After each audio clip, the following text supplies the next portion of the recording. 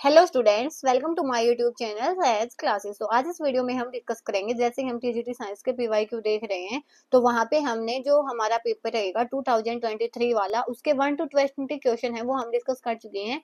आज के इस वीडियो में हम स्टार्ट करेंगे क्वेश्चन 21 से, और हमारा 2017 वाला है वो कंप्लीट हो चुका है। चैनल पे प्लेलिस्ट बनी हुई है, तो आप चाहो तो वो जाके देख सकते हो। इस वीडियो में हम डिस्कस करेंगे क्वेश्चन 21 से, क्योंकि 1 to 20 हमारे पहले दो वीडियोज में कंप्लीट हो चुके हैं। आज हम देखेंगे 21 to 30 क्वेश्चन। तो 21 क्वेश्चन में हमसे क्या पूछा गया है, a bulb of 210 volt will produce heat in calorie within 5 minutes. की एक बल्ब है जिसकी 210 वोल्ट की पावर का है, वो कितनी हीट प्रोड्यूस करेगा 5 मिनट में। तो इसके लिए आपको इसका फॉर्मूला पता होना चाहिए।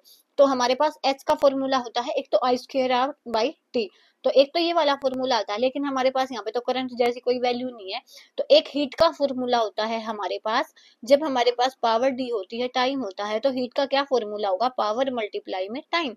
अब यहाँ पे देखो, जो हमारे पास टाइम होता है वो किस में होता है, सेकंड्स में होता है, लेकिन हमारे पास यहाँ पे टाइम हमें किस में दिया गया है, मिनट में दिया गया है, लेकिन हमें टाइम किस में चाहिए, सेकंड्स में। तो इसकी 60 से मल्टीप्लाई हो जाएगी। पावर की वैल्यू कितनी है 210 वाट, मल्टीप्लाई में टाइम कितना गया है 5, और मिनट के लिए क्या आ जाएगा 60 सेकेंड। तो यहाँ से जब आप इसको सोल्व करोगे तो ये आएगा 63,000 जूल। हमारे पास आंसर आया अभी जूल में, लेकिन इन्होंने क्या बोला है, कैलोरी में आंसर निकालना है, और साथ में इन्होंने दिया है कि 4.2 जूल है, वो 1 कैलोरी के इक्वल है। तो यहाँ से हमने देखा कि 4.2 जूल है, वो 1 कैलोरी के इक्वल है। अगर यहाँ पे 1 जूल होता तो वो कितने कैलोरी के इक्वल होता, 1 डिवाइड बाई 4.2 कैलोरी। ये तो बिल्कुल बच्चों वाली बात है, इसलिए मैंने आपको करके दिखाया, अदरवाइज सीधा भी कर सकते हैं ना कि इसको सिंपली 4.2 से डिवाइड कर दो, लेकिन अगर आपको नहीं समझ आया तो फिर क्या फायदा। तो 4.2 जूल है वो किसके इक्वल है, 1 कैलोरी के इक्वल। तो 1 जूल 1 बाई में 4.2 कैलोरी। हमें किसके लिए बताना है, हमारे पास कितना है 63,000 जूल। तो 63,000 जूल किसके इक्वल हो जाएगा, 1 बाई में 4.2 मल्टीप्लाई में 63,000। तो जब आप इसको सोल्व करोगे ना तो ये क्या आएगा 15,000 कैलोरी। तो यहाँ से हमारा ऑप्शन 3 है वो सही हो जाएगा। तो अगर आप इसका स्क्रीनशॉट लेना चाहते हो तो वो ले सकते हो। उसके बाद next question 22, the distance travelled by a particle varies with time as S is equal to. तो डिस्टेंस ऐसे वेरी करता है 1.2 टी स्क्वायर के जैसे वेरी करता है। हमें क्या बताना है, the average speed during time interval 0 to 10 second. हमें बताना है यहाँ पे एवरेज डिस्टेंस एवरेज स्पीड बतानी है जब टाइम हमारा 0 to 10 सेकेंड रहेगा। तो यहाँ पे देखो, हमारे पास इक्वेशन, इसको हम लिख देते हैं, क्या दिया हुआ है 1.2 टी स्क्वायर, इतना हमें पता चल गया। वहां पे देखो एवरेज स्पीड का फॉर्मूला क्या होता है, fine change in distance by में चेंज इन टाइम। अब यहाँ पे देखो चेंज इन डिस्टेंस, यहाँ से मैं चली और यहाँ तक मैं पहुंची, तो चेंज इन डिस्टेंस कैसे निकलेगा कि जहां मैं पहुंची हूँ वहां से मैं पहले वाली को सब्ट्रैक्ट कर दूं तो मुझे पता चलेगा चेंज इतना हुआ है। तो चेंज कैसे निकालेंगे हम, जब टोटल डिस्टेंस बाई में टोटल टाइम आएगा। तो टोटल डिस्टेंस हम कैसे निकालेंगे कि फाइनल वाली में से इनिशियल माइनस करें, तो फाइनल डिस्टेंस माइनस में initial distance divide by total time कितना हो जाएगा, फाइनल टाइम माइनस में इनिशियल टाइम। की जैसे 0 सेकंड से मैं चली थी और 10 सेकंड तक पहुंची हूँ, तो टोटल टाइम हमारे पास कितना हो जाएगा, 10 में से हमारे पास 0 गया तो हमें कितनी सेकंड लगी 10। अगर यहाँ पे 0 ना होता, मान लो मैं 2 सेकंड से चली हूँ और 10 सेकंड तक चली हूँ मैं, तो यहाँ पे अगर हमें टोटल टाइम निकालना पड़ेगा ना कितना लगा, तो यहाँ पे हम यही करेंगे ना, 10 में से 2 गया, 8 सेकंड हमें लगी है। तो टोटल जो डिस्टेंस होगा वो तो final distance minus initial distance हो जाएगा, और टोटल टाइम है वो final time minus initial time हो जाएगा। इतना हमें पता चला। अब देखो यहाँ पे डिस्टेंस का फॉर्मूला ये है, तो हम फाइनल डिस्टेंस निकालेंगे टी की वैल्यू पुट करके। टाइम फाइनल डिस्टेंस निकालेंगे तो फाइनल डिस्टेंस कब होगा, जब हमारा टी टाइम है वो 10 के इक्वल हो जाएगा। तो 1.2 टी के प्लेस पे 10 का स्क्वायर, तो ये आया 120। इनिशियल डिस्टेंस कैसे निकालेंगे हम, जब यहाँ पे हमारे पास इनिशियल टाइम होगा, जब हम 0 पे चले तो 0 होगा तो ये सारा ही 0 हो जाएगा। उसके बाद फाइनल टाइम हमारे पास 10 सेकंड है, इनिशियल टाइम 0 है। अब सारी चीज फॉर्मूले में रख देंगे हम। फाइनल डिस्टेंस कितना है हमारे पास 120, इनिशियल डिस्टेंस कितना आया 0 divide by final time 10 second, initial time 0 second, तो ये आया 120 by 10 which is equal to 12 metre पर सेकंड। तो यहाँ से हमारा ऑप्शन 4 है वो सही हो जाएगा। तो अगर आप इसका स्क्रीनशॉट लेना चाहते हो तो वो ले सकते हो। उसके बाद question 23, 206 gram of molten sodium bromide is electrolysed. की जो है ना वो 206 ग्राम है किसका, सोडियम ब्रोमाइड का, उसका इलेक्ट्रोलाइसिस किया गया है। तो मैक्सिमम अमाउंट है वो सोडियम का, वहां से हमें कितना मिलेगा, ये हमें बताना है। तो यहाँ से देखो कि हमें क्या बताया, हमने देखा कि अगर हमारे पास हम इनका 1 मोल ले लें, तो यहाँ पे हमें पूछा गया है कि हम कितना लें सोडियम ब्रोमाइड का।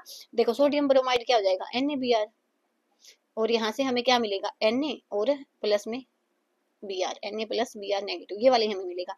NaBr का जो मास होता है वो कितना होता है, 103 ग्राम, और Na का कितना होता है, 23 ग्राम। यहाँ से आपको यूनिटी वाले मेथड से चलना होता है।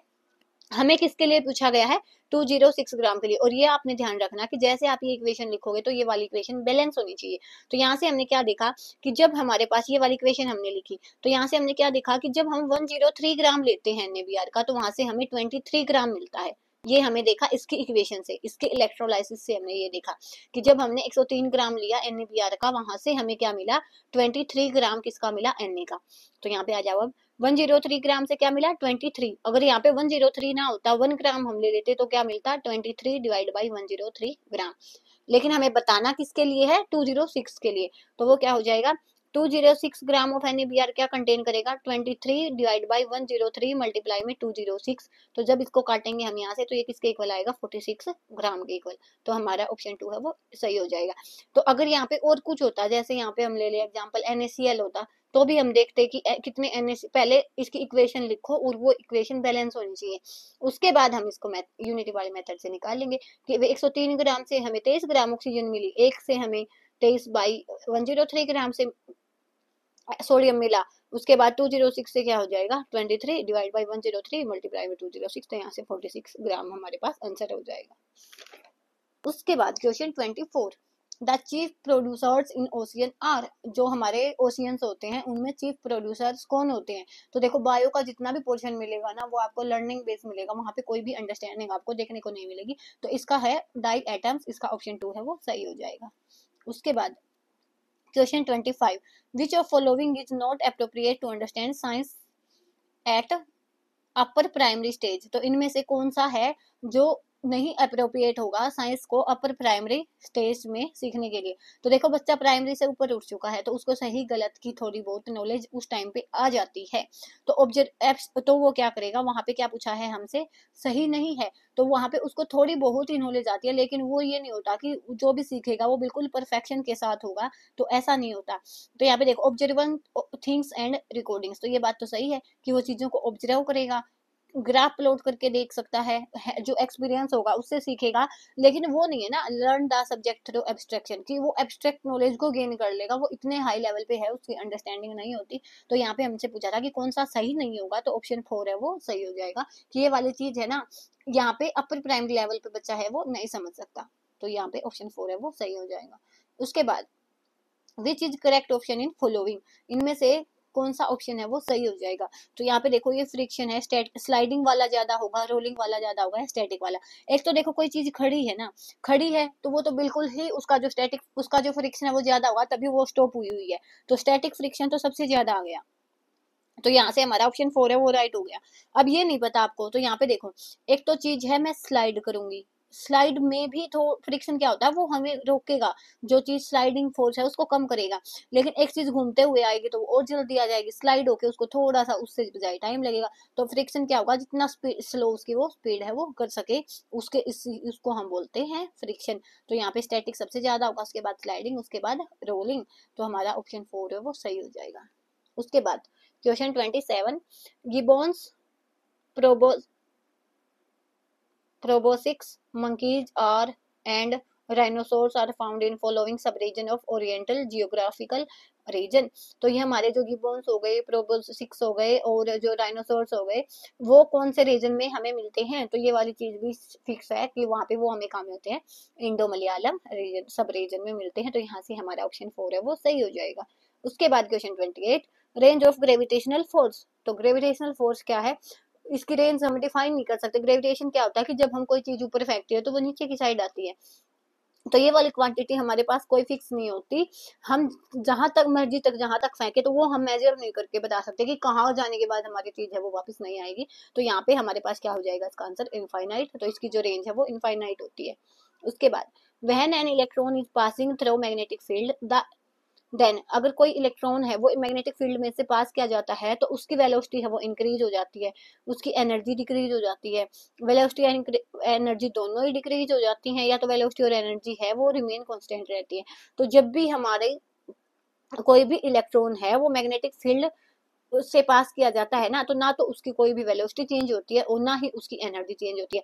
अब एनर्जी ही वेलोसिटी से रिलेटेड है, अगर वहां पे उसकी वेलोसिटी कांस्टेंट है तो एनर्जी भी क्या रहेगी, कांस्टेंट रहेगी। तो हमारे पास जो ऑप्शन 4 है वो सही हो जाएगा कि वेलोसिटी और एनर्जी दोनों ही वहां पे क्या रहेंगी, कांस्टेंट रहेंगी।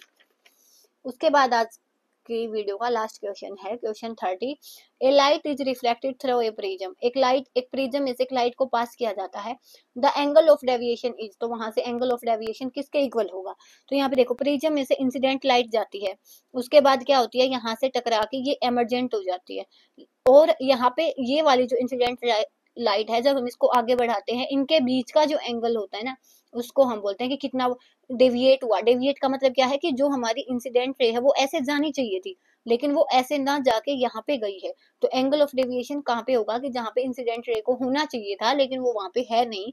तो यहाँ पे ये वाली रे बाहर आई है तो एमरजेंट रे, और यहाँ पे ये किसके भी, यहाँ पे इसको हम आगे बढ़ाएंगे कि यहाँ पे इसको जाना चाहिए था, तो ये इंसिडेंट रे। तो ये वाला एंगल हो जाएगा किसके बीच में, इंसिडेंट के बीच में और एमरजेंट के बीच में। तो यहाँ से हमारा ऑप्शन इंसिडेंट और एमरजेंट रहेगा। तो यहाँ पे द एंगल बिटवीन इंसिडेंट और एमरजेंट है, तो ऑप्शन 1 यहाँ पे हमारा क्या हो जाएगा, राइट हो जाएगा। तो यहाँ पे हमारे जो क्वेश्चन 30 है वो कंप्लीट होते हैं। नेक्स्ट वीडियो में हम मिलेंगे इसके नेक्स्ट 10 क्वेश्चंस के साथ, तब तक के लिए धन्यवाद। Thanks for watching my video.